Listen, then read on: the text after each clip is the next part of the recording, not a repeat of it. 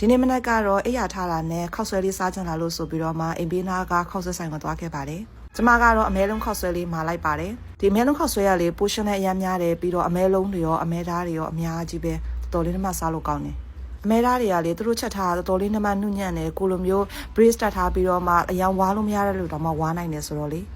ကိုရီးယားကချင်ပြည်နယ်ကလာတဲ့လူဆိုတော့ခောက်ဆွဲကိုအရန်နှမကြိုက်တာတနေ့လုံးထမင်းမစားဘဲနဲ့ခောက်ဆွဲစားပါဆိုနဲ့စားနိုင်တယ်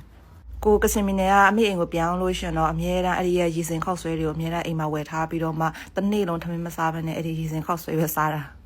ကျမလိုမျိုးခောက်ဆွဲကြိုက်တဲ့လူတွေရှိကြလားနော်မမီလေးရဲ့ကျမအင်္ဂလိပ်စာသင်တန်းတက်တုန်းကကျမတို့ရဲ့ UK က teacher ကမေးတာပေါ့နော်ဒီကဘာပေါ်မှာရှိတဲ့အစားအစာတွေကနေပြီးတော့မှတမျိုးကိုပဲရွေးချယ်ခွင့်ရှိတယ်ပြီးရင်အဲ့တမျိုးနဲ့လည်းပဲဘဝတစ်သက်လုံးရှင်တန်ရမယ်ဆိုရင်ဘာကိုရွေးချယ်မှာလဲဆိုကျမခောက်ဆွဲကိုရွေးချယ်မယ်ဆိုမှပြောခဲ့တာပေါ့နော်အဲ့လောက်ထိကိုခောက်ဆွဲကိုကြိုက်တာသူကတော့အနောက်နိုင်ငံသူဆိုတော့ပေါင်မုံကိုပဲရွေးချယ်မယ်လို့ပြောတယ်ကျမကတော့ပေါင်မုံနဲ့ဆိုအသက်ရှင်နိုင်မှာမဟုတ်ဘူးမနက်ကိုပေါင်မုံနဲ့ကော်ဖီတောင်းရင်တောင်းမှတရက်နေ့ရက်ဆိုလို့ရှိရင်အီလာရောကဲကျမရဲ့ခောက်ဆွဲကြိုက်ကြောင်း vlog လေးကတော့ဒီမှာတင်ပြီးဆုံးပါပြီကျမဆက်ပြီးတော့စားလိုက်ပါဦးမယ် bye bye